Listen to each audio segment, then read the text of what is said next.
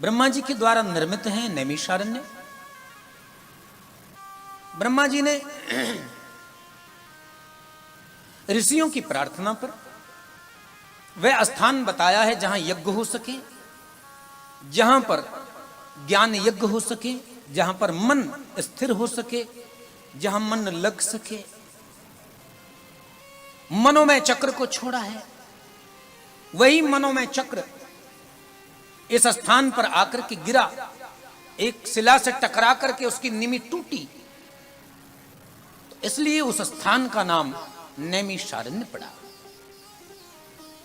वहीं पर यज्ञ प्रारंभ हुआ। यज्ञो वही नारायण, यज्ञ नारायण है और यज्ञ के कुछ नियम है।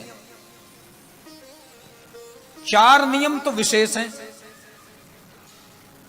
एक तो है द्रव्य शुद्धि, दूसरी है क्रिया शुद्धि, तीसरी है मंत्र शुद्धि और चौथी है मन की शुद्धि।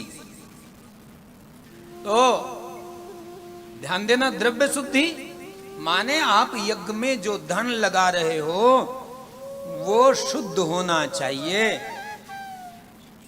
मेहनत की कमाई का होना चाहिए और हार्टली, दिल से लगाया जाए।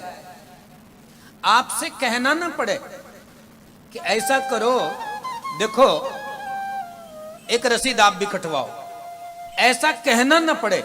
आप स्वयं कहो कि नहीं, इतनी सेवा हमारी ओर से, भंडारे में इतनी सेवा हमारी ओर से। जो कुछ भी लग रहा है यज्ञ के अंदर, वह समस्त सामग्रियां, चाहे वस्त्र है, चाहे अन्न है, चाहे घृत है, चाहे सोना चांदी हीरा मोती अथवा वह लकड़ी कोयला, कुछ भी लग रहा है, उन सब का वाष्पीकरण होना चाहिए, वो शुद्ध होने चाहिए, द्रव्य शुद्धि। दूसरी है क्रिया शुद्धि। आप जो कर रहे हो वो क्रिया शुद्ध होनी चाहिए, उस क्रिया में शुद्धि होनी चाहिए। ऐसा नहीं कि आप पहले खाओ फिर नहाओ, तो उल्टा हो गया। तो क्रिया की शुद्धि होनी चाहिए, उसका सिस्टम होना चाहिए, जीवन में शुचिता होनी चाहिए, पवित्रता होनी चाहिए। जब आपके शरीर की रिक्वायरमेंट पूरी हो जाएगी तब आप मन में प्रवेश कर सकते हो। और सबसे महत्वपूर्ण है आपके शरीर का वाष्पीकरण होना, जल के द्वारा अथवा जो कुछ आपने खाया है उसके द्वारा। आप कंप्लीट जब फ्रेश हो जाओगे, कंप्लीट स्नान कर लोगे और आप अपने शरीर से फ्री हो जाओगे कि मेरा शरीर बिल्कुल एक्टिव है, न मुझे नहाना है, न मुझे वॉशरूम जाना है और न मुझे खाना है, मैं बिल्कुल फिटनेस में हूं और मेरी अब कोई जिम्मेदारी भी नहीं है, दुकान की चिंता नहीं, मकान की चिंता नहीं, पुत्रों पौत्रों की चिंता नहीं, मान सम्मान पद प्रतिष्ठाओं की चिंता नहीं, अब मैं मस्त हूं।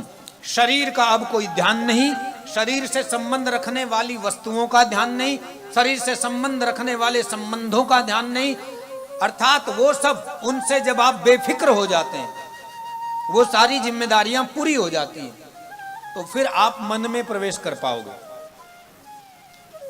और जब आप मन में प्रवेश कर पाओगे तो जब मन की सारी रिक्वायरमेंट पूरी हो जाएंगी, अब मन से आप तृप्त हो जाओगे कि अब मन की और कोई बात नहीं रही, तब आप आत्मबोध की ओर दौड़ोगे। और जब आपको आत्मबोध की उपलब्धि होगी तो तब आप परमात्मा की प्राप्ति की ओर अग्रसर हो सकते हैं। तो इसलिए दूसरी शुद्धि जो है वो क्रिया शुद्धि है, और क्रिया शुद्धि में मन और क्रिया दोनों एक साथ ज्वाइंट है, शरीर और मन एक साथ हैं। यदि शरीर पे गंदगी लगी है तो मन में बड़ा क्लेश होगा, अरे पानी मिल जाता, जरा सफाई हो जाती। वस्त्र ये गंदा है, इसको चेंज कर लेते हैं, इसको बदल लेते हैं। तो शरीर और मन दोनों, तो क्रिया शुद्धि और मन शुद्धि, ये दोनों एक साथ ही मिलते जुलते हैं, तो ये दोनों शुद्ध हो जाए। और फिर चौथी है मंत्र शुद्धि। हाँ, मंत्र आप 1000 जपो, इसका कोई लॉजिक नहीं है। ध्रुव ने तो एक ही मंत्र से प्राप्त कर लिया, और वाल्मीकि जी ने तो उल्टा नाम जपत जग जाना, उन्होंने तो उल्टा नाम जप के प्राप्त कर लिया। तो आप 1000 मंत्र जप रहे हो, इसका महत्व नहीं है। आप कितना शुद्ध और कितने प्रेम से जप रहे हो, महत्व इसका है। ये कोई जरूरी नहीं है। यदि आप भगवान के सामने फल चढ़ा दो कि ठीक है प्रभु फल खाओ, आपने कह दिया आओ भोग लगाओ सब जग के स्वामी, तो क्या वो सुनते नहीं? सुनते हैं।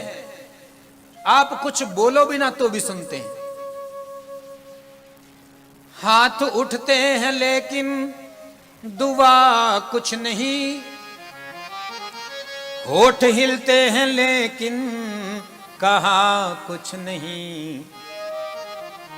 दिल का क्या हाल है उसको मालूम है, दिल का क्या हाल है उसको मालूम है, फिर मेरे लब हिलाने से क्या फायदा।